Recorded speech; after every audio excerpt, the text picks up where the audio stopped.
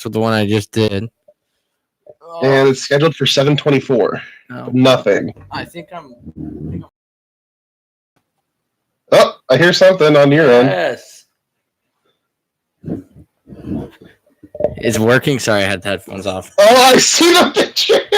I'm screenshotting that. It works. You can see me. Yep. Oh, I don't know how I feel about I'm the one that's being seen.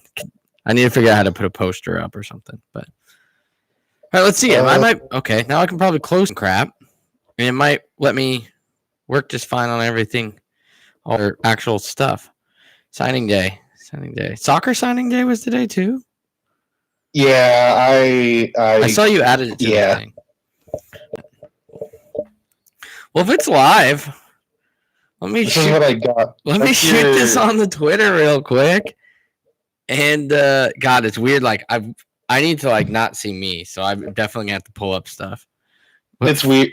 When I was listening to myself, it was weird. When I was editing like the band episode. Yeah, it was weird for me. Oh yeah, I've gotten used, but it's like weird because I'm like looking at me, which is creepy. Okay, I'm watching it too now. Wave.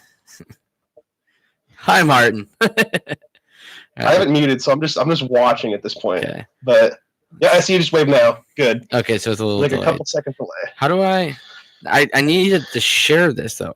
You want to grab the link and shoot it to the Messenger app, and then I'll post it. Somebody say we're live. What? On the account? Yeah, but I would share the link. Do you have access to the account? I have a link to that. Okay, yeah, then just do that. We are live! Exclamation point. Don't judge us. And then, Davey, don't judge us. Yeah, let's get. Wait, I don't know if they're going to hear us though. No, they hear me. They should be able to test it at all.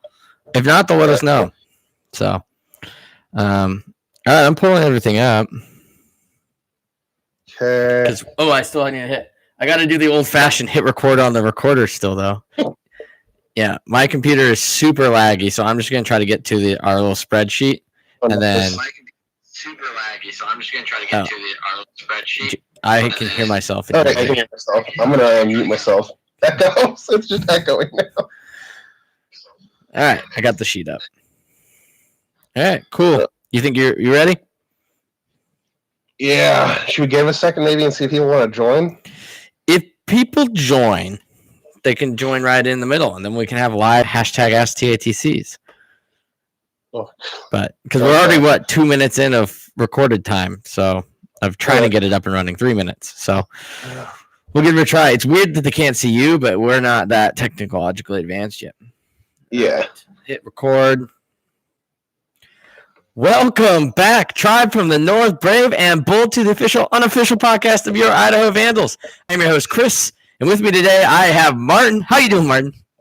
I'm doing great. Good. So for those of you that are joining us on YouTube today, we are testing out our abilities to do some live type podcast stuff for you guys going into next year and this year, and we figured why not with recruiting have it one of the things that you can look at.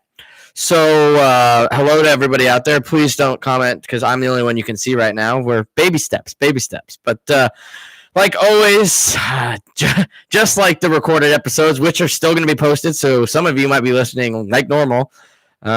This episode is brought to you by Montucky Cold Snacks. Ain't nothing like cracking a Montucky Cold Snack, an ultra-refreshing light beer born in majestic Big Sky country. The best part is when you crack a snack, you're giving back. Montucky Cold Snacks donates 8% of all profits back to local causes, even right here in Idaho. Supporting organizations like the CW Hogs and the Idaho Food Bank. Yeehaw! That's freaking awesome. Montucky Cold Snacks, the light American lager for pow rippers, gator wranglers, pony riders, and badass do-gooders. Visit MontuckyColdSnacks.com today to find out how to get your ass some snacks. All right, cheers, Martin. We're into this, puppy. So it's National Signing Day. We got a crop of new Vandal recruits, and you're going to have to get, like I said, we're new to this. We're learning. My computer's super laggy for hosting the streaming. So Martin might have to read off a bunch of the recruits, and we'll talk about it like that. But listening to Paul talk today, I've read a little bit of what Colton said. We've both been really hard on the Twitter sphere, do my real job that pays me, believe it or not. We don't make enough money on this to do it even remotely part-time. I wish. I wish. But we signed 12 guys in December. We've got 10 to talk about today. Martin's been in contact with our agent in disguise, Dan, who's at the Moscow one, to give us a little bit of insight on what's going on. I watched Paul Petrino. Yada, yada, yada. We've covered it all. Let's see here. Martin, should we hop into recruits? Let's do that. Who? Oh, God, I can't. There we go. Oh, left hand. All right. Who should we start with? Do you just want to read? Let's just go from the top of the list. And then we'll get a little bit into each person that we want to talk about. But starting with probably my favorite recruit so far, Chauncey Smart. He's a 2-star athlete out of the University of South Florida originally, but Paul Petrino went for him. Ended up committing to Miami to run track. Tommy McCormick, an athlete out of Fallon, Nevada, has a brother on the team, 2-star athlete. Then we have Jake Cox, a 2-star tight end from El Paso, Texas. Then we got whose dad played at Idaho. It's true. I think he was a coach here. Yeah, we keep that family connection in line. There was a lot of talk about that. We got Caleb CJ Jordan, who if it's a tie between him and Chauncey, for people I'm so excited about. 3-star quarterback from Camas, Washington. He'll probably be the first guy we do a deep dive into, so we'll move past him for now. Jabril Farms, and we might mispronounce some of these names because today was the first time we've heard a lot of them, at least spoken out loud. 2-star DB out of Stockton, California. Then we have Zachary Krotzer, a D lineman out of Spokane, Washington. We have Grayson Harwood, an offensive lineman out of Rupert, Idaho. You have Jory Dotz, an offensive lineman out of Colville, Washington. Chad Bagwell, an offensive lineman out of Lincoln, California. Fave, a 3-star transfer from Washington State, originally from Santa Ana, California. Arnell Walker, a 2-star DB from Orlando, Florida. Kamari Bailey, 2-star UK gentleman via Draper, Utah. So we got him at linebacker. Hopefully he's good a little bit of rugby tackles for us. Nate Azzopardi from San Mateo, California. 2-star offensive lineman, defensive lineman. According to what I heard from Paul, he's probably going to be on the offensive line. Elijah Sanchez, the guy, 3-star lineman out of Palm Desert, pretty big recruit.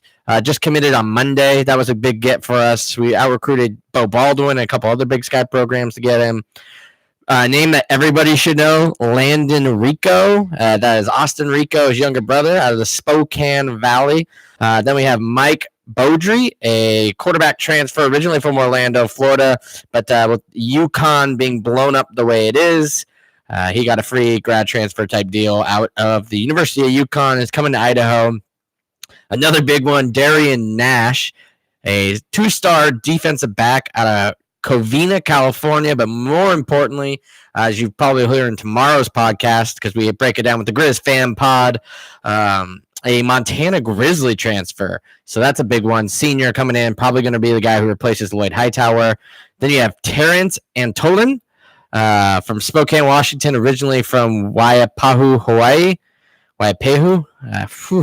Colby Noseworthy, an 2-star athlete out of Coeur d'Alene, Idaho. Then you have Noah Ormsby, I think. Couldn't tell if the R was connected to the M. There is an R there. Ormsby, wide receiver out of McCall, so staying a Vandal. Those of you don't know, there's the Vandals. Jermaine Jackson, a non-rated. Most of these guys are 2-stars now, so that's great. Originally, when Martin and I were putting this list together, a lot of the guys we had were not ranked, so this is good. Jermaine Jackson, not ranked, out of the College of San Mateo. Derek Tomasini, 2-star linebacker, possibly D-line type player out of Eagle. Good sideline to sideline speed. Then some kind of preferred walk-on, possible gray shirt people you can't really talk about. The coaching staff can't. We can. Malakali Williams, a 3-star athlete out of Chandler, Arizona. Caden Frazier, a 2-star quarterback out of Clarkston, so staying close to home. Logan Harris, a offensive lineman out of Boise, Idaho. Rashawn Williams, a 3-star out of Steilacoom, Washington. Connor Wood. It's Steilacoom. For the Steilacoom, Washington. Connor Wood, offensive lineman from Monroe, 2-star. And then Kenji Taramura, a quarterback from Ontario, Oregon, and he's a preferred walk-on. If you have questions during the podcast, okay, there's like nobody else watching. Good. I was like, I'm not going to be watching it too in-depth, so Martin, if you see anybody, let us know. We'll kind of be rolling hashtag. I'm pretty sure it's you, me, Brian, and probably somebody else. I'm going to assume Taylor Cash, maybe. Maybe. Anyways, if you have questions during it, feel free to ask them.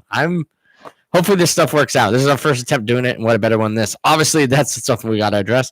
Colton Clark was going to be on this episode, and we were trying to get something from Brian McLaughlin as well as Northwest Spotlights. Turns out National Signing Day, super busy for them. So they're all a little preoccupied with getting, they have jobs that pay them to do this stuff. And so a little bit more important than coming on the podcast. So Colton will probably be on next week, pending what we're trying to do. And we'll do a little bit more deep dive into what he's got to talk to Paul and everybody about. But right now, Martin and I are just going to kind of cover, the widest brush possible, just recruiting class and what to look forward to next year. Because currently, though I shouldn't say currently, I haven't looked in a couple hours, but coming into the day, Idaho had the 3rd ranked recruiting class in the FCS, the 2nd ranked class in the Big Sky. I believe Eastern Washington is actually number 1 in the FCS right now. They actually passed Princeton. So good recruiting. I think last I saw, we dropped down to 3rd in the Big Sky. I think Montana State jumped us. Okay, but still, we're really high up there. Yeah, and last year I think we finished like 6th or 7th, maybe, in the entire country for FCS. When we started this morning, we were ahead of New Mexico State. Obviously, all the playoff teams from last year. Now it sounds like Montana State's moved back in there, so maybe not anymore, but. You got a lot of flack last year for people saying, well, recruiting classes don't matter. We had some freshmen really show out last year. So it goes to show that, not everybody pans out, but the guys we brought in last year did contribute. And you could tell that we had some guys that were absolutely phenoms. And hopefully we're going to have a lot of that in this class, starting with, is there anybody else to start with but Caleb Jordan? No, I didn't want to be as I know you're more vocal and excited to see him, but I like you, I am excited too. Yeah. And what's cool, so for those of you that don't know, Caleb Jordan right now is the number 2 ranked quarterback in the entire FCS, which to put that in perspective, when we were in the FBS, we weren't getting anywhere close to the top 20 quarterbacks, top 40. So it's a big deal at our level to get a guy like this. And that's saying the Ivy League schools like Princeton has pulled in multiple 4-stars and I believe maybe even a 5-star quarterback before. So yeah, the Ivy Leagues usually, look at Fitzmagic. That's a Harvard grad. The Ivy Leagues usually get some pretty good quarterbacks. So to be that we have the number 2 guy right now is really, really freaking awesome. And that's according to both 247 and Brian McLaughlin from Hero Sports. For those of you that don't know, 247 Sports is probably the nation's largest recruiting site. That's where most of these star ratings come from, which is how they do their rating, like how we had it when we were reading them off. They rate them based on some skill, and they have their own bit of scouts to go out and recruit all these or look at these guys at camps and put a star rating on them. And they rank you based off how many star players you get. And that's how your ranking in the conference moves up and down, where what Brian McLaughlin's doing, and Kyler Neal hit this perfect on the Eagle Hour. Neither of these systems are perfect, but it's good to have the contrast. He is relying on the fact that he is a member of the media and a journalist. He is not a scout, and coaches can do that way better than he ever could. So he's going strictly off offers. If a player is getting offers from multiple schools, he must be pretty good if multiple coaches see something in him. So he's throwing stars completely out the window in the Hero Sports rankings and going strictly off, certain amount of points for if they get offered by Power 5. A certain amount of points if they get offered by a group of 5. Then, FCS big schools, FCS little schools. And with that, Caleb Jordan is still the number 2 in both of those rankings for the FCS. So that's a huge deal for us. He's out of Camas, Washington, which is in Southwest Washington. We covered this a lot last year about how that area is really growing, including the fact that he transferred in the Union High School, who won the state championship in 2018. Fortunately, they didn't pull it off this year, mostly because Caleb Jordan did get injured midseason. So that is something that we're looking at, which is why, in addition, like a Mike Beaudry, the transfer from UConn makes sense, because Caleb Jordan is going to be an all-star, and there's no reason to rush him into it when he is coming off a injury, and he's not going to be joining the team until June when summer ball starts. So give him time to get everything under it. You get 4 games to put him in and use the red shirt. It seems like the most logical decision when you think about how last year's conversation was so driven by the quarterback, and then this year we'll be coming in with Nikhil Nair, who I still love. I don't want people to think that I'm just throwing my Nikhil Nair love under the bridge. I'm still a big believer in him. I hope he gets a real shot this year to see what he can do. You still have Colton Richardson coming back, who, if he's healthy, has proven, I think, every game he's had at least 50% of our snaps, we haven't lost. So, and that's going back to the FBS when we beat Georgia State. He's, I think, 3-0 when he has over 50% of the snaps. So, for people that hate on Colton Richardson, he's been a pretty good quarterback for Idaho. He just needs to stay healthy. Now you have Mike Beaudry coming in. You have Nate Sisko, who I believe still on the roster. I didn't check and see if he's transferred out. Yeah, I saw him on the updated roster. So you still have Sisko, a guy that looked really good. I heard he didn't really develop quite as much as they would have liked last season, but pretty big culture shock coming from Independence, Tennessee to University of Idaho. You expect to see him take a big step when he's only going to be a redshirt freshman. How youthful this quarterback room is. Plus, you still have Freeze on there. We've added a couple other kids that are going to be kind of gray shirting playing in there. If it wouldn't be, I wouldn't do it, but I know a lot of people want to see Borish get some at least play at the position just to push the competition a bit, because Paul Petrino covered in his press conference on Pluto Sports this afternoon at 11 Pacific noon Mountain, that the position groups he wants to see the most competition out of are the offensive line and the quarterback room. And right there, you've got Caleb Jordan, a guy who should be coming in and competing, but could probably use the year to sit, just because we might not need him this year, and we'd better to have him fully healthy than risk him getting hurt in the middle of the year, and then he's coming off of an injury next year. That being said, if he's light years better than everybody for how much talent I think we actually are returning next year, I'm going to trust Paul's decision on this. I think this recruiting class goes a long way to proving why Paul Petrino might have gotten the shot he still got. This is a second full FCS class of being a full member. And he's put together 2 top 10 classes. That's we just got to see if it puts it together. But the young people he brought in seem to work. Brian and I at Media Days talked to him, and that's one of the things he brought up was he thought recruiting was easier now because he doesn't have to walk into a room and immediately be on the defensive because people are going, well, how much you guys care about football if you're going to the FCS. Now you're walking into a house as a full-fledged FCS member in a Power 3 conference, and you can just stand on those legs, and that helps. Instead of all the hoopla about, well, are they going back? Are they going to go independent? How long are they going to be in Big Sky? As of now, we're in the Big Sky till the Big Sky does something different, whether that be FBS or fold all together. We're probably in it till the end here, and that's or WAC football comes back. I don't think we're leaving for WAC football. I would rather, I don't know. We'll see. We've got conversations on this stuff, but that's going to be a huge get. He's an absolute stud, 3-star. He was one of the original guys that has always been a 3-star quarterback or 3-star prospect, even since we made this list. And Martin's done a lot of, if you're curious, you can go to tubsattheclub.com right now, click on our recruiting tracker, and we have the list linked there, and you can look at exactly what we're talking about. Martin did most of the work here. I started the list. Martin's been really formatting it and keeping up to it a lot better than I have. So thank you, Martin.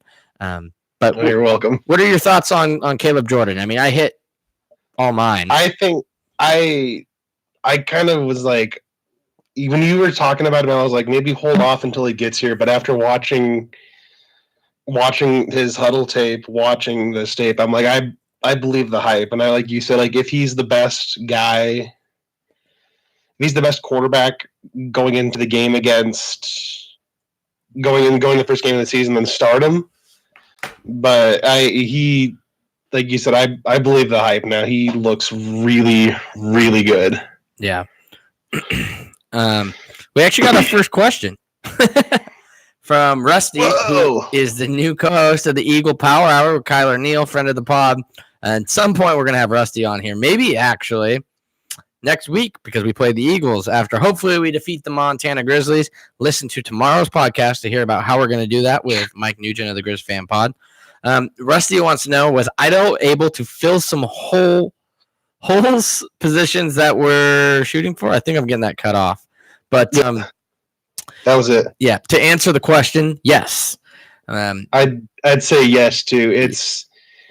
They filled it with two good quarterbacks. One you can redshirt and let him develop and let him make sure he's healthy, and then one that you can plug and play from day one if whoever wins the position battle. If we need them. And offensive line, that was another that you always need offensive line, but they got people that can even as freshmen come in and just play right away too. Yeah, and that's the big thing. So it was offensive line. We had one of the oldest offensive lines we had. Actually, the most experience we had up front on the offensive line last year since our 2016 Potato Bowl win against Colorado State, and that was something that Paul talked a lot about in the preseason. Obviously, it didn't quite come to fruition, but that is something that we filled. I mean, you're looking down this list of recruits we have signed. We got 1, 2, 3, 4, 5 offensive linemen, and then probably some gray shirts. And we brought in a ton of guys there. Obviously, quarterback was a huge position in need. We've got the number 2 guy in the FCS. Plus a UConn transfer, so a smart guy coming in.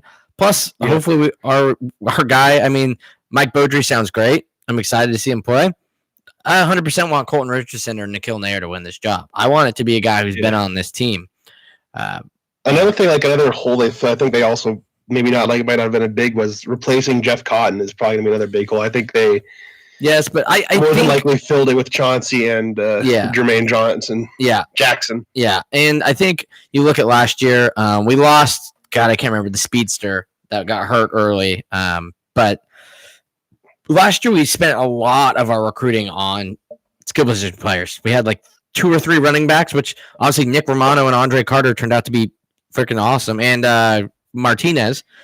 So, I mean, we got 3 of our starting running backs in last year's class. We've got a lot of like youthful wide receivers coming up, one of which Jackson Woodward playing on the basketball team. So he's staying in shape. So that was big. But I think the position I was most worried about, because our D-line and linebackers are going to be phenomenal. We barely lose anybody on that front. In fact, most people are coming back from injury. But DBs, losing Cedric Thomas and Lloyd Hightower, like 2 of the last guys who had the bowl game experience. And then you get to replace him with a guy like Jabril Farms. We have a couple other guys coming up right now. Arnell Walker, that's a big one out of Orlando, Florida. And then maybe even I know Trace Anzalone at safety. And then who is the guy out of Coeur d'Alene? Make sure I get his name right. Colby Noseworthy. That is a guy that if you listen to the Pluto stream, Coach Bresky is trying to fight really hard to get him to play defense. Right now, he's getting looked at either wide receiver or defense. But Bresky thinks he'll be comparable to Lloyd Hightower. How Lloyd Hightower was a really good receiver coming into the University of Idaho back in 2015. But his upside at defense was so high, and they needed it at that position so much. And obviously, it worked out for him. That's one he was looking at. And then the biggest one is that Darian Nash, getting a guy who was a 2-year starter for the University of Montana, and he transfers over to Idaho and is immediately eligible. He's a grad transfer. He's graduated. So I believe all of our transfers are eligible to play next year, which is awesome. And that's one to expect. Darian Nash, is a guy who is a very good lockdown perimeter corner. And you're not going to put him on the slot. You're going to put him on your Sammy Akems, your Samori Toure's, your number one guys, and he's a guy that can shut them down, especially probably those two because he's practiced against them forever. But yeah, it's definitely good, and I'm very excited about it. And we will definitely hit you up for basketball. Martin, Yes. we talked Caleb Jordan. If there's another second favorite guy in this class, it would have to be Chauncey Smart. Oh yeah, once he committed and why he just kind of seemed like he was always into just wanting people to come to Idaho and just he's always because he seemed like he bought into. Was he the first commit? The 10-21. Yeah, he was our first guy to commit. He was the first one. And this is for people that aren't following along. This is the guy Paul Petrino really wanted when we were back in the Sun Belt. He's out of Florida, and he ended up committing to USF. I think he redshirted 1 year at USF, decided he didn't want to do football, wanted to do the Olympics and stuff, went to Miami and was a track stud at Miami, and then has since decided that, there's not a ton of, this is my reasoning. This is not anything he said. There's not a huge future being a track star, especially if you're not going to make the Olympic team. You can make a lot of money playing football. Look at, for instance, right now, FCS guys, you got Keelan Doss bouncing around the NFL, Kendrick Bourne, Cooper Kupp. You've got guys, David Unger up in Canada. They're FCS guys making some money right now playing football. And right now he has, other than Cooper Kupp, probably the most electric out of all of them. His speed is going to be unreal. We'll see how it looks in pads. But it's not even now if he even plays. I think he will play. It sounds like when he signed back in December, Paul said this is the kind of guy you just find a way to get the ball in his hands, whether that's wildcat, jet sweeps, screen passes, whatever it takes, punt returns. You want to get this guy the ball. He's electric. But it's more of the fact that just every guy who's gotten an offer, he's out there usually beating Martin and I, who are on the tail of this stuff, to retweet, comment, and be like, yeah, man, we're creating something special. Us. Join the tribe. Yeah, and just super positive. He's verified on Twitter. I don't think I've ever seen. He also has, I think, over 5 times the amount of followers the official Vandal football account has, too. Yeah, he's big. He's like a celebrity. And he's coming to Idaho, and couldn't be a nicer guy. So down to earth. Like I said, congratulating everybody. And he's gonna be significantly older than most of these guys coming in, and you can tell he's already viewing them as brothers and teammates, and hasn't even met half these dudes. He's the first guy to congratulate them. I'm just so excited, more so for just his attitude in the locker room and being so uplifting. From what it seems. It doesn't even matter how he plays, but I think he is going to be a lightning rod on the field too. Yeah. Yeah. Let's see. Anybody else that you're dying? I know Chad Bagwell is an offensive lineman out of Lincoln, California. He's a JUCO. I just forgot to. I forgot to add that he is a. Forget the school, but they know he's a JUCO. Yeah. He's already on campus too. But yeah, he's one of the guys Paul mentioned to have a chance to play early. He also mentioned Fave. So those are guys to look to play right away. Obviously, we could use Bagwell. He's an offensive lineman, 2-star. Fave is the Washington State transfer. Trying to think here, who are some other just guys that really pop off? You covered the Jake Cox thing, which brings up what Luther Ellis talked about in his part of the live stream earlier today. Family. It's no secret. At one point, we had 7 pairs of brothers. You had 2 dads. You have both the Breskis coaching. You had Paul and Mason. It was just it's a family show at Idaho. The Luther Ellis with Noah Ellis, Christian Ellis, and at one point, Caden Ellis. God, I hope we get the littlest Ellis too. But it just goes to show how, I guess, exciting it is that we can attract this family atmosphere. Yeah. Yeah, another example of family. Landon Rico, the All-American, 3-time, 4-time All-American, 4-time Ray Guy finalist, 1-time Lou Groza finalist. Austin Rico's little brother, Landon, from Central Valley in Spokane, is going to be a Vandal, which, I mean, it's no secret. Cade Coffey's on his senior year, so, or maybe junior year, correct? I think he's a senior this year. Yeah. Either way, we have at least 1 or 2 more years of Cade.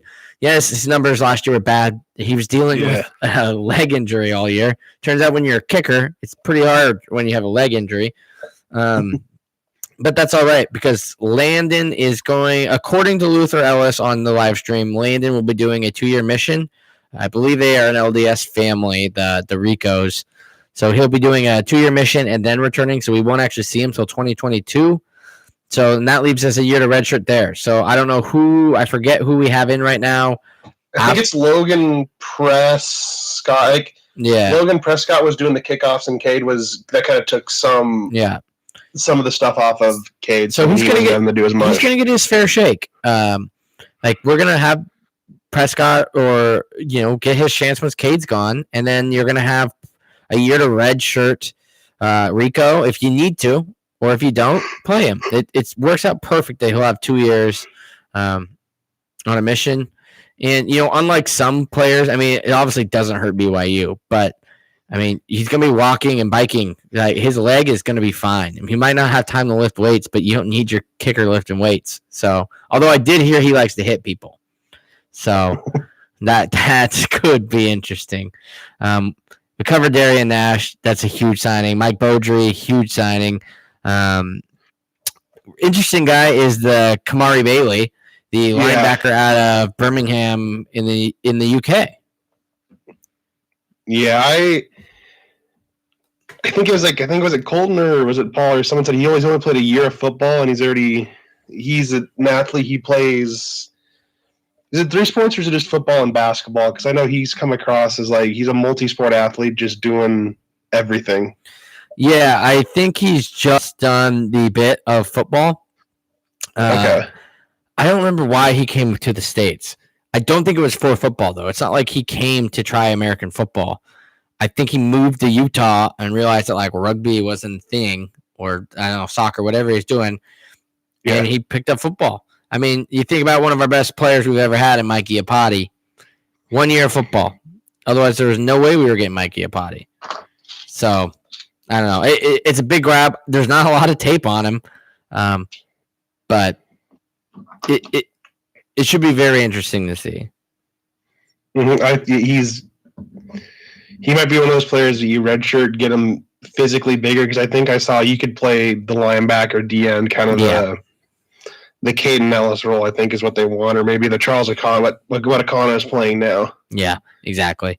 All right, let's see. And then we can't really touch on any of the gray shirts. Noah Ormsby, the McCall kid. That's a huge get. I'm liking a lot of just not just Noah, but getting a lot more of the Idaho and the overall stuff. Just getting not that getting the people from the southeastern part of the United States, but having more of the local stuff to kind of build that recruiting base up here and have that get that going. Yeah. No, 100% agree with you. This class, I believe I counted, if you're counting the schools these players are transferring from, not their hometowns, even though I'm pretty sure the number would still be the same. You have 11 states, which is still kind of up there, but it's more like last year we didn't have anybody come from Montana. We had a guy come from Arkansas. We had a couple kids from Arizona and a kid from Nevada, but I don't think we had anybody from Utah. And this year instead we had a kid from Mississippi. It's now we have these guys who are all Northwest kids. I mean, I made the map that you can see on one of our updates on the Tubs of the Club recruiting tracker, or I think was the thumbnail for this video if you're watching on YouTube. Most of them are clustered around, Colville, Spokane Valley, Clarkston, Pullman, Coeur d'Alene, Eagle, Boise, McCall. It's all it feels like a Montana class. like a Montana and an Eastern class. I think Eastern hits a little bit more of the California schools than Montana does.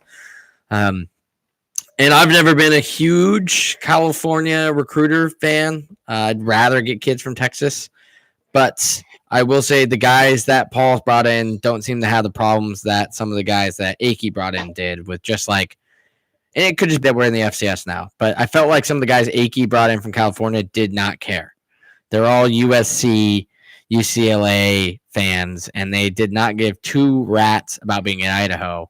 They just viewed it as this is my chance to get in and get out, which is why a guy like Max Komar stood out to us so much because he's a hardworking Northwestern kid who was a walk-on, who ended up being one of the top receivers this program's ever had. And I think it goes to show, we've been saying it for a while, that having the local kids was going to be big for us.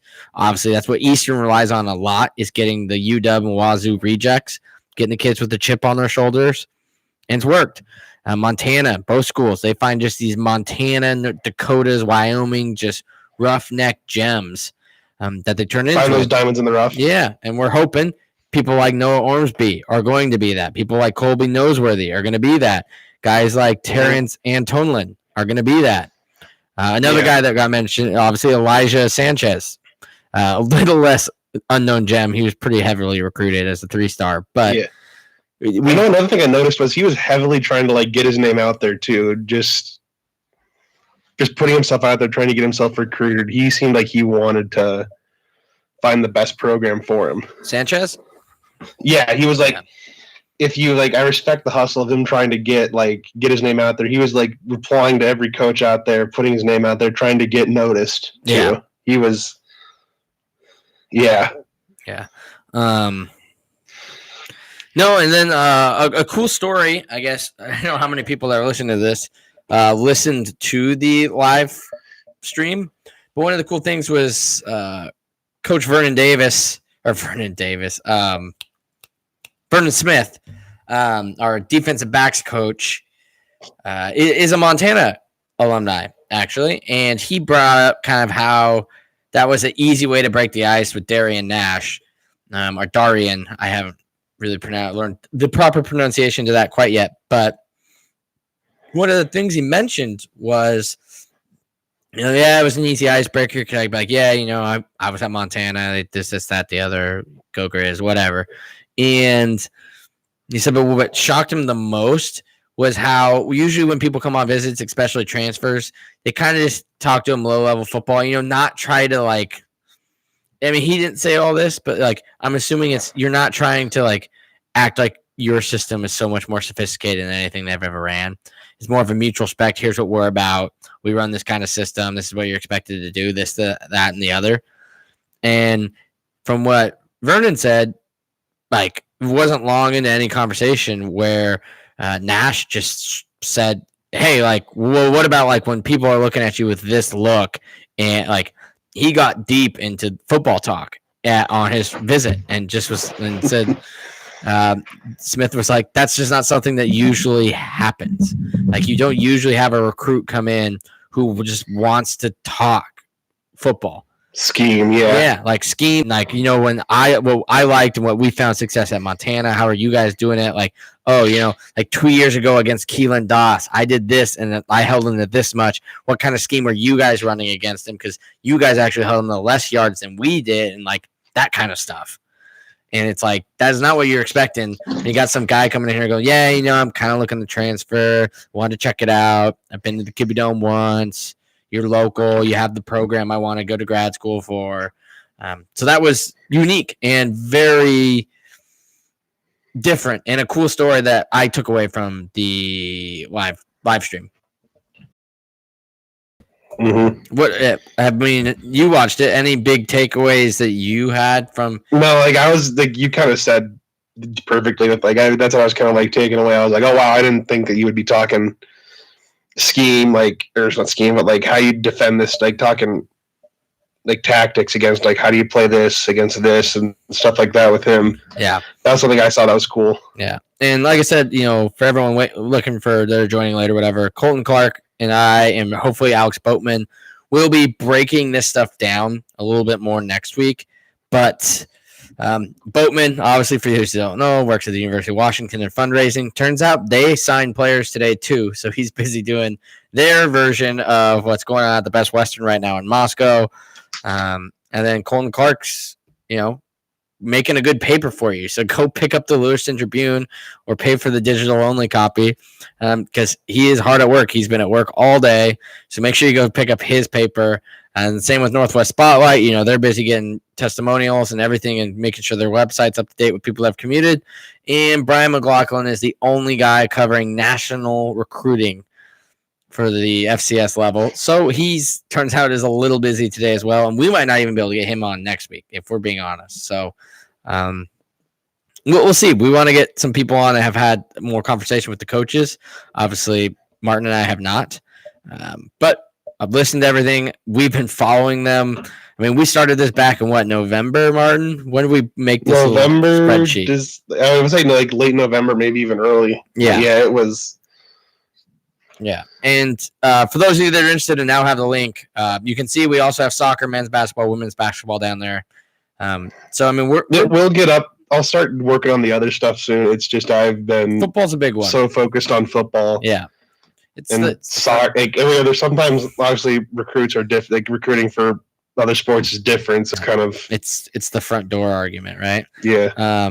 Then let's see anything else I kind of missed here. Yeah. Mike Bresky is excited about Colesby Noseworthy. We talked about that. Luther Ellis family. Sinkovich talked about Elijah Sanchez. The other thing I wanted to kind of bring up was how I know Montana still got some other kids from northern Idaho. I think they got, was it somebody from Sandpoint, like Sandpoint High School? I can't remember who it was, but yes, I believe so. Like able to take back after what was it last year? Montana signed, was it Cale Edwards or I forget his name, quarterback safety from Coeur d'Alene. Yeah, being able to get back, kind of build that Coeur d'Alene pipeline. Hopefully, with Noseworthy, getting him back, might be able to rebuild the Coeur d'Alene High School pipeline to Moscow. Yeah, and not that we need another quarterback, but Paul said when at his introductory press conference, he wants to sign a quarterback every year. He wants to have a senior, a junior, a sophomore, and a freshman, and a redshirt guy on staff, like on scholarship every single year. The Coeur d'Alene quarterback right now, and sorry if I'm wrong about this. I know Coeur d'Alene actually has people that still really follow that high school team. I do not, but I've seen multiple videos of him practicing short-sleeved in the snow at 5 a.m. and, doing extra workouts where he's like the last one in the gym.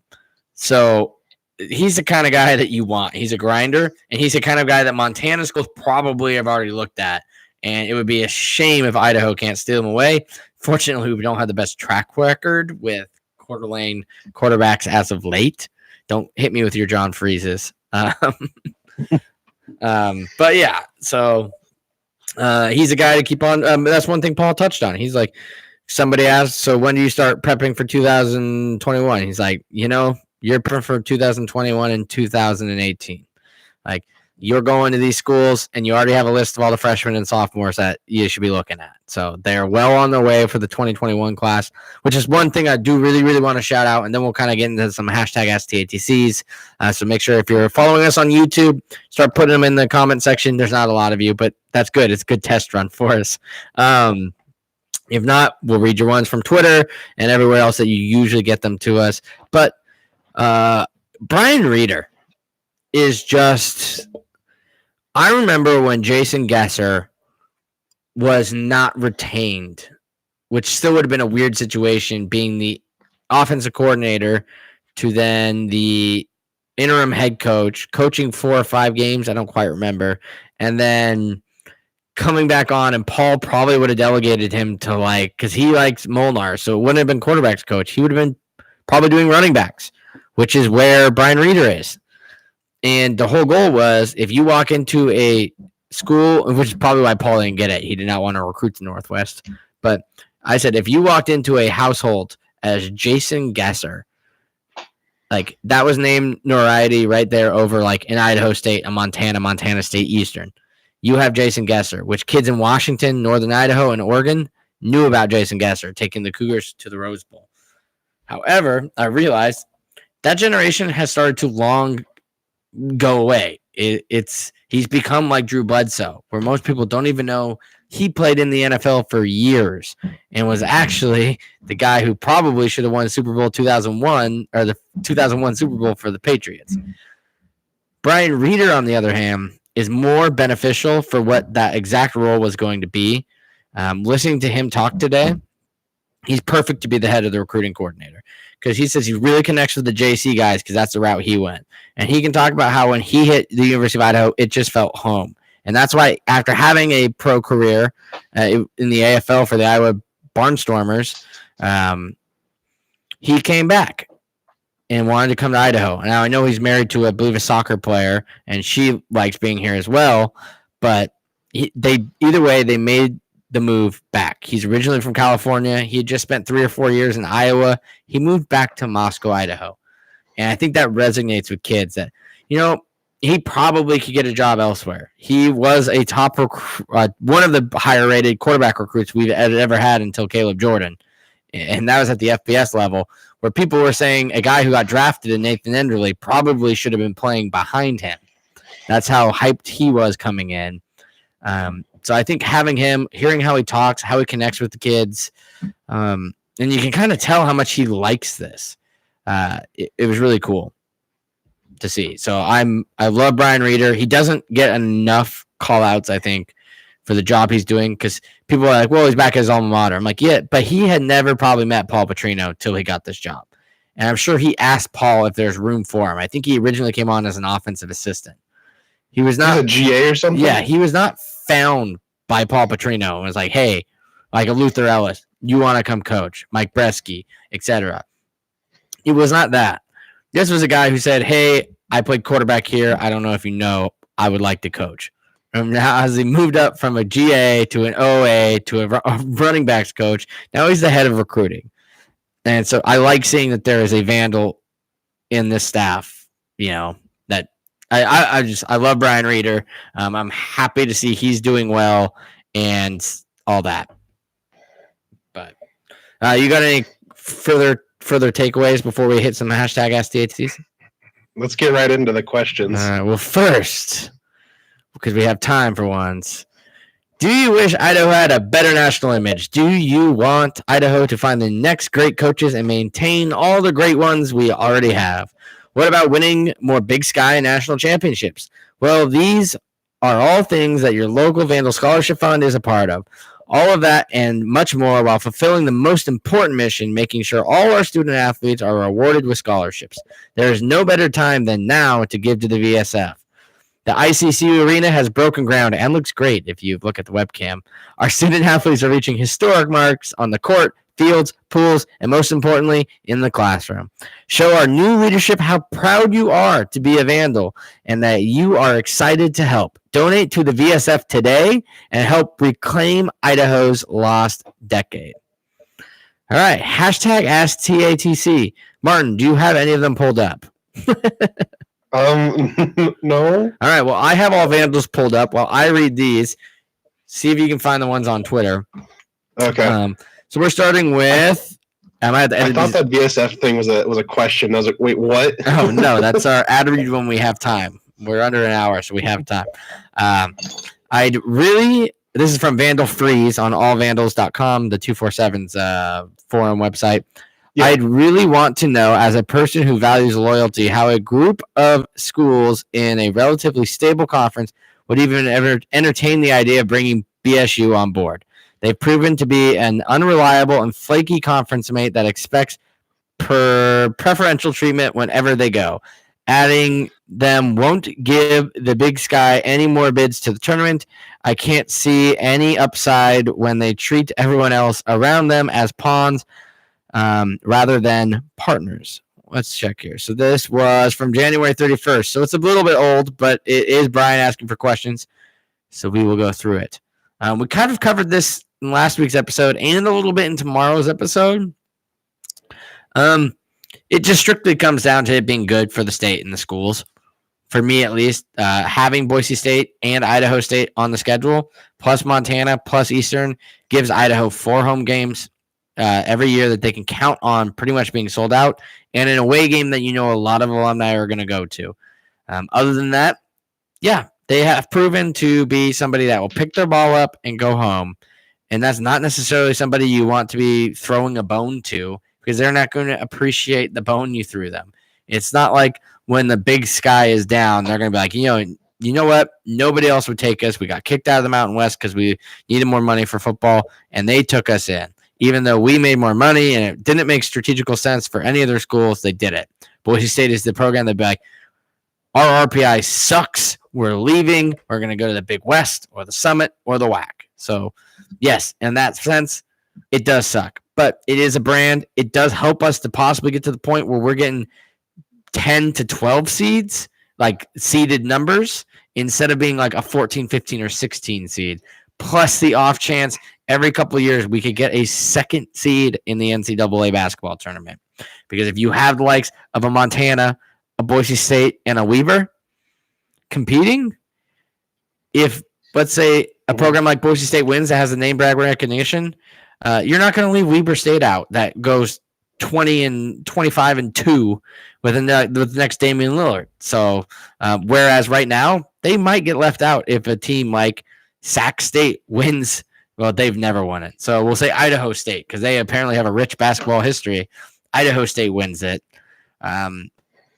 Idaho State's going and no one else from the Big Sky is. Where if you add another school with some big name, they go, oh, it's like the WWE, the WCC, where Gonzaga doesn't have to win every year because people respect BYU and St. Mary's now. So if St. Mary's wins the WCC, Gonzaga, if they have a good season, will still go because Gonzaga is still a good team. And they know that most of their loss came to BYU and St. Mary's, two teams that have proven to be in the tournament. That's what you're getting with Boise State. Martin? Yeah, like you said, I don't think they'd be. You kind of hit the nail on the head for that. I love hitting the nails on the heads. Please ask how Kieran Beecham will be used. He could be a real star for the Vandals. I'm guessing that's. I think he could be like he signed last year. I can't think of a high school out of San Diego. I think. I'm not entirely sure, but I think an athlete that can play multiple positions. I think he'll be someone that you can maybe use as the kind of like was it DJ Lee had that wide receiver, that double pass against Wyoming? Or was that Bryson? Sorry, I was warned that my volume was crazy high on the microphone. Yeah. So I was fixing that. I was not listening. What was that? Yeah. I was just thinking like he could be used as kind of like that wildcat. Like you could take out whoever the starting quarterback is to make sure they don't get injured, and then put in like a Kyron or a DJ Lee and have those double pack, kind of like those trick play wildcat plays where they have played quarterback in the past. They know how to throw the ball. Mm-hmm. Still kind of run an offense normally. Yeah. See, I don't remember him at all actually. He was kind of a really late guy. He committed late. I'm pretty sure he was going to gray shirt. And then, like, I think last second was added to he came in August. Okay. Everything, all of these are about Boise State. So these are old. Let's see. Do you have Twitter pulled up? Do we have any recruiting TAs? There's nothing. Oh. Mine's like, are those two for Grizz Fan Pod? Yeah, which we answered. You will get those tomorrow. Thanks for throwing us on an awkward situation with the 1-2, which I guess is a good time as any for anybody that does listen to this before the Grizz Fan Pod episode. To address the picture I posted before that, I feel like I've created this fake conspiracy, which I guess was semi my goal, but more. Did you lose a bet? No. That was kind of what I was hinting at, was because like I talked a lot of crap on Montana. It was more of like a mending bridges with Mike moment, but also my degree's in marketing. No better way to create like Barstool Sports. Dave Portnoy, the president, calls himself David Pageviews or something, Mr. Pageviews. Part of what my goal is running this podcast is to get interest in it. I think we're going to have a good episode, which Mike follows Montana basketball well. Brian covers the Big Sky basketball well. I thought it was going to be a good episode, and I wanted people to tune in. When some people, it is no secret to anybody that listens to this podcast, we brought it up. Our basketball numbers are significantly lower than our football numbers. We don't usually even average 100 people listen to our basketball numbers. We're usually in the 80s. So if we can get them closer to our football numbers, which we'll leave, I'm not going to dispose of all that stuff, but I'll say they're higher than 100 people. If we can get it even close, it would be a lot better. If we could average over 100, and especially in the years we've had, it will mean so much for basketball going forward. And so when we have a good basketball episode, I want to promote it. So that was more of a promoting, like, oh, why did he do it? And I bring up, like, oh, we have a Grizz on. And so I'm getting in the Grizz mood. And trying to get more. Yeah. I'm get the hype in the mind of my enemy. And I kind of talk to, it becomes I don't want to ruin it because when you listen, you'll hear it. But Mike and I kind of discussed the picture and about how much reaction. It paused the podcast because it was blowing up so much. So for everyone expecting a juicier story, I'll just let you know now there's not one. So if you get bored in the middle of the podcast, you don't have to stay to the end if you don't want to. There's nothing else coming out other than some fun banter with Mike at the end about it. So sorry. I was apparently in poor taste because I think people are expecting this big like coup de grace type deal of why I'm in a Grizz shirt. And it was just, this will make people listen to figure out why is he in a Grizz shirt. So that was it. But let's see. Martin, you have not been on in a while. How about you get to ask a Getting Iced, and then I'm going to ice you. And then we'll wrap this puppy up because I'm not editing this. I mean, I'm going to cut our beginning going live, but this is going to be completely raw, not even intro music because we have the real podcast coming out tomorrow as usual, 8 a.m. in the morning. Oh, boy. Oh, gosh. God, I hate these things. And no one likes getting iced. I know. Where was speaking of getting iced? Oh gosh, I can't. Oh, I can't think of something. Why don't you go first, then I can think of something. Okay. I can't think. Let's go with. I want to know. You were in the dorms, correct? Yes. I want to know your craziest. Were you in Wallace? For 4 years, yeah. I want to know your craziest Wallace story. How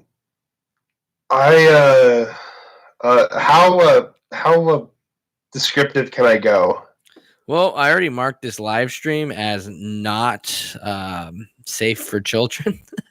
So, okay, I'll just try and be descriptive. I'll be vague, but I'll be vague, but I'll try and keep it a little friendly, if that makes sense. Yeah, that works.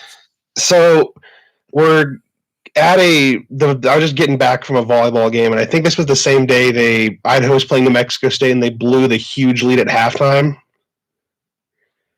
Oh, and we come back on Halloween, like 3 or 4 years ago. Conception game.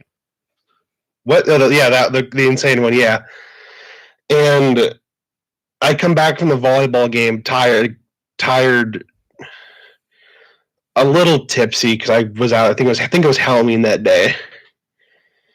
And I wake up drunk, and I just hear not my roommate, but my neighbor's roommate just like jumping off the floor, and I'm like, oh God, what is going on right now? And it is just like, and I'm almost just drunk, trying to throw up, and I'm like, I don't know what I can do right now. The other one is when it was super smoky, like apparently like someone left the door open and the smoke got into our hall, and it just was getting hazy in our not in our apartments, our rooms itself. My getting ice for you is what is the most clever spot you found in ice? You've gotten iced yourself.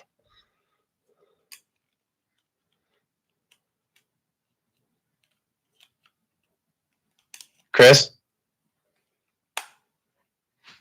All right, Martin. I lost you right at the beginning of your story. I had to replace the batteries in the recorder. Okay. Do you want me to restart it? Yes, please. Okay. So we get back from this is the day they had. I was playing a volleyball game, and I think I had a few drinks. So we get back to the dorm. I get back to the dorm, and I'm a little tipsy. Like I'm having a few drinks, and take a nap because I'm pissed off. Idaho blew up insanely against New Mexico State with the crazy interception. Mm-hmm. And I wake up to my neighbor's bed jumping off the floor. Put two and two together, what's probably going on there. And I'm drunk because I have to throw up. And I'm just trying to stay still, not trying to make it awkward, they know I'm there. And sorry, I thought something just popped up. And yeah, it was the most awkward, insane. It was the most insane. It was the most weird moment I've had in the dorms. And then also the other one was when it was super smoky, when the forest fires were big in the area.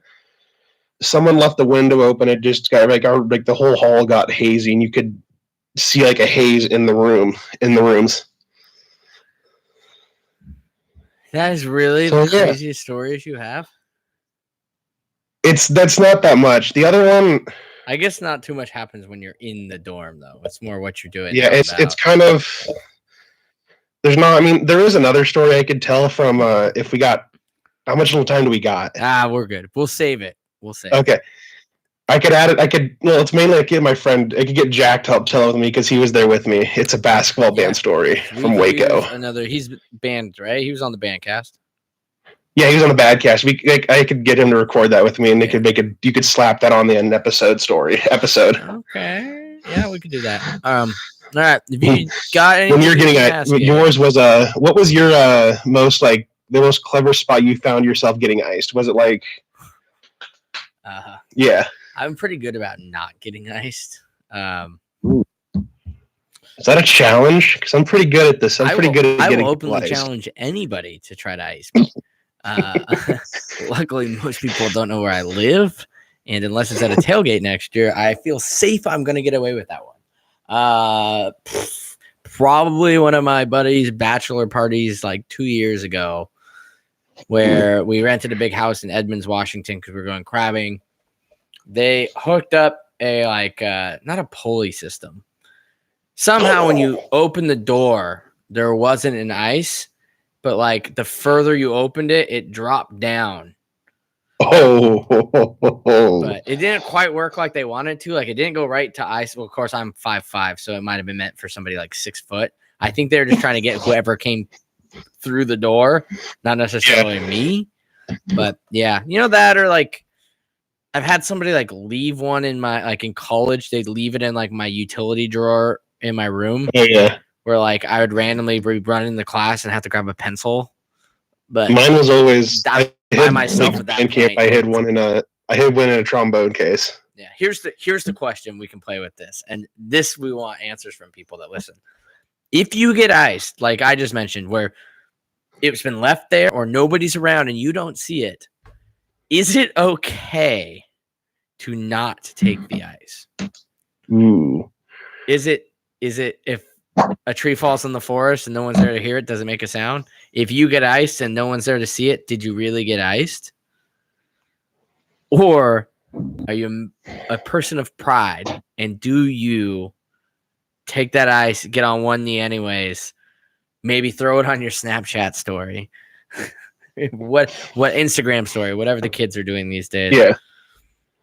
I'm not going to lie. Depends on my mood. If I'm already drinking, I'm downing that. Or if I'm in a really good mood, I'll probably just do it. If I'm in a pissy mood or running late to something, no. Staying. If anything, I'm just going to reuse it and try to ice somebody. And somebody just gave me a free way to ice somebody. I know my friends always did it where if they found it before school, they'd send it to you and be like, damn it. And then they'd drink it afterwards. They always at least acknowledged it. Yeah. All right. Oh, and I got one more thing I want to add beforehand. This is going up. Is this going up tomorrow? No, it's going up today. I'm literally going to download the audio, upload it, post it, probably cut out the part where the batteries died. Okay. I want to say one thing, and to those that are local within, I'd say, Coeur d'Alene area or within an hour's drive, come to the basketball. I know this is going to date the episode.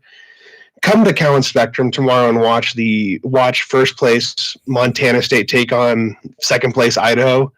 It was a double overtime game last time in Bozeman, and I'm sure this game is going to be good next year. And these ladies are probably the best team we have on campus, and I'd like to see like they get the most support they can get. Did you just worry about dating the podcast when we're sometimes we're sometimes recording a National Signing Day episode? I love it. Yeah, always looking out. All right. Well, that's all you've got. Let me pull up what. We have one thing I've been meaning to bring up for weeks and haven't. Mitch Hopkins, congratulations on winning the FCS Fans Nation Pick'em for Tubs of the Club. As I know, he is a Washington State alum. I'm assuming he will be at the Wazoo game next year. You may expect your tub of tub tokens at that game. To our friends, Connor Lindstrom. And, oh, God, no. I can't remember her name right now. Oh, gosh. I know what you're thinking of. I literally had it until I said Connor, but I thought I was going to forget Connor's name. It's Martin or Brian's friend. Shoot. Anyways, thank you for playing. I feel terrible now that I forgot your name after thinking I was going to forget somebody else's. Maybe I'm going to edit that part out. But congratulations. You guys next year, DM us before it. We might have something special. Might still just get you guys a token for playing. Because it was really fun having people other than the Tubsit Club people on it. So we do want to reward everybody for playing, but Mitch gets the grand prize. Time to close down the bar. Reminder, April. I think was it Jamie Hill? Yes, Jamie Hill. Thank you. Yes. Jamie Hill. You definitely get a tub token now, but on me, not on the podcast. So find me or have Brian get it from me. Jamie Hill. April 17th, we're doing our airing of grievances. Final time we can talk about it. FCS versus FBS. Right now, most likely confirmed. People have said they're confirmed. We'll label it. Buck Cowan, the Black and Gold podcast for App State. We have Barstool. The person that runs the Barstool account. Barstool Idaho is going to be there. We don't know. I haven't really talked to him in what capacity. If he's planning on participating in active discussion. He sounded interested. I was talking to him at the basketball game. He sounded interested, like he'd show up. Yeah, I just don't know if he's still. I know he did his reveal. I don't know if he's still kind of like aliasy or not, though. Or if he totally. Like if you know, you know kind of thing. If you know, well, they're all gonna know. That's the reason that you are getting to watch us on YouTube today. We are working on how our audio setup works. I'm probably still yelling into this mic, which apparently is pissing people off. That's one thing I have to learn on the podcast. You can't hear me unless I'm yelling into it. So we're learning how all this works so that when we do that, hopefully it's a very high quality production. Obviously, we're going to have a lot of guests. Alex Boatman's going to try to make it. But, he's got spring ball going on as well for University of Washington. So April 17th, it's the spring game. Make sure if you're in Moscow, you mark it out. If you're not, you should go to the spring game and join us. We're debating on places to do it. Maybe either the parking lot, maybe a place around campus. I should probably just ask Mark and see if we can do it in the corner club. That would actually be probably the most fitting thing. But I just need to get around to doing it. We just recorded the recruiting podcast. So this is obviously I revamped it from tomorrow's podcast. Make sure you follow the Big Sky Podcast Network because this is a production of the Big Sky Podcast Network that Tubs at the Club is a part of. You can follow them at Big Sky Podcasts on Twitter to follow all the Big Sky Podcast Network developments and receive content throughout the season. We are not the only ones. The Grizz Fan Pod has an episode coming out. The Eagle Power Hour is doing content. So just because football season ended, the Big Sky did not. Make sure you buy your tickets to Boise. The tournament is down there. This men's team, I'm telling you, is going to get a win in the conference tournament. The women's team is probably going to be able to cut down the nets, knock on wood. Thanks for everybody for listening. Martin, before we go, let the people know what you're up to and how they can find you. I am obviously on Twitter at Hemi_71. You can catch me. I might take a little bit of a break on recruiting stuff, but I'll probably get back into it because, like Paul said, it is a 24/7, 365 operation. You can't take no breaks. Yeah. I'll probably maybe shift to maybe talking more women's basketball, stuff like that as the tournament gets wrapped up. I do go to every game. Yes. And I am at every game. Posts everything. It's smart. Yeah. Not me. I'm not there. But follow me there, follow me on Twitter, and you'll probably be talking more. Yeah, I'll still be talking Idaho stuff. So follow me on Twitter. What we should do is get you and TJ to have just a women's basketball specific episode. There is a question I wanted to ask him for almost 2 years now, and I have not asked him it yet. Is it podcast safe? Like, is he going to be upset if it's on the podcast? I think he might laugh. He might not know it, but I think it's been something about the. It's podcast safe because I'll just say it's podcast safe and it's NCAA safe because everybody that was affiliated with it is now gone. That's the important part. Let's not be Missouri and self-report any violations. There would be no NCAA violations anymore. I know this for a fact. Nobody in this program breaks any rules. We're Scotch clean. Scotch. Anyways, on that, it's time for the best band. Martin? In the land to play us out. The sound of Idaho. Go Vandals. And thank you everyone that joined us live. Let us know how we did on attempt 1. Hopefully we'll have Martin on it video in the next couple times. So, or Brian or everybody else. I'm excited. Anyways, thank you. I just did a second extra. That's embarrassing. See ya.